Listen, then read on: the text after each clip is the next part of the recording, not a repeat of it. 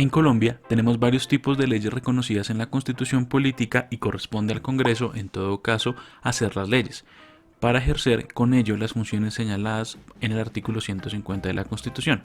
En Colombia tenemos leyes orgánicas, estatutarias, marco y ordinarias, o también llamadas leyes comunes. Las leyes orgánicas se encuentran en el artículo 151 de la Constitución, que señala que el Congreso expedirá leyes orgánicas a las cuales estará sujeto el ejercicio de la actividad legislativa.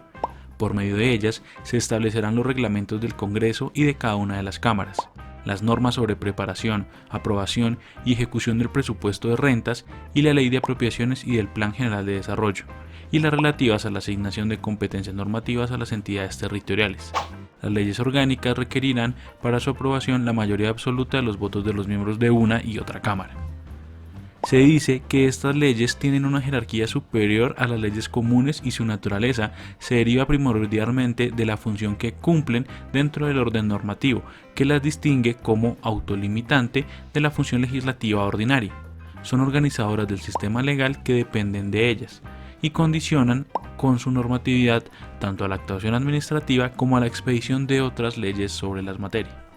En segundo lugar, tenemos a las leyes estatutarias señaladas en el artículo 152, que consagra que mediante las leyes estatutarias el Congreso de la República regulará las siguientes materias: derechos y deberes fundamentales de las personas y los procedimientos y recursos para su protección, administración de justicia, organización y régimen de los partidos y movimientos políticos, estatuto de la oposición y funciones electorales, instituciones y mecanismos de participación ciudadana, estados de excepción, la igualdad electoral entre los candidatos a la presidencia de la República que reúnan los requisitos que determine la ley.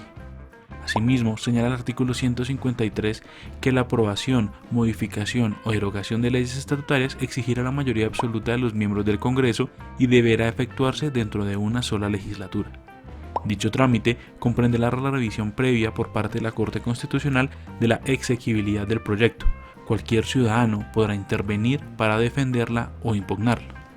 Se dice que estas leyes estatutarias se caracterizan por ser una extensión de la Constitución, por tener una naturaleza estable y un procedimiento engorroso para su expedición, que pretende inmunizarla contra cambios súbitos, y se dice además que tiene un control de constitucionalidad que debe ser, en todo caso, jurisdiccional, integral, automático, definitivo, previo y participativo en cabeza de la Corte Constitucional. En tercer lugar, tenemos a las leyes marco, que, en atención al artículo 150, numeral 19, se nos dice en la Constitución que corresponde al Congreso hacer las leyes. Por medio de ellas ejerce las siguientes funciones. Numeral 19. Dictar las normas generales y señalar en ellas los objetivos y criterios a los cuales debe sujetarse el gobierno para los siguientes efectos. A. Organizar el crédito público. B. Regular el comercio exterior y señalar el régimen de cambio internacional en concordancia con las funciones que la Constitución consagra para la Junta Directiva del Banco de la República. C. Modificar, por razones de política comercial, los aranceles, tarifas y demás disposiciones concernientes al régimen de aduanas. D. Regular las actividades financiera, bursátil, aseguradora y cualquier otra relacionada con el manejo, aprovechamiento e inversión de los recursos captados del público. E. Fijar el régimen salarial y prestacional de los empleados públicos, de los miembros del Congreso y la fuerza pública. F. Regular el régimen de prestaciones sociales mínimas de los trabajadores oficiales. Estas funciones, en lo pertinente a prestaciones sociales, son indelegables en las corporaciones públicas territoriales y éstas no podrán arrogárselas. La Corte Constitucional, en sentencia C-133 del 93, nos dice que la expedición de toda ley marco implica entonces una distribución de poderes y facultades legislativas entre el Congreso de la República y el Gobierno Nacional. En efecto, el Congreso consagra los preceptos generales y el presidente expide los denominados decretos ejecutivos destinados a reglamentar en forma por demás amplia los asuntos a que refiere esta ley.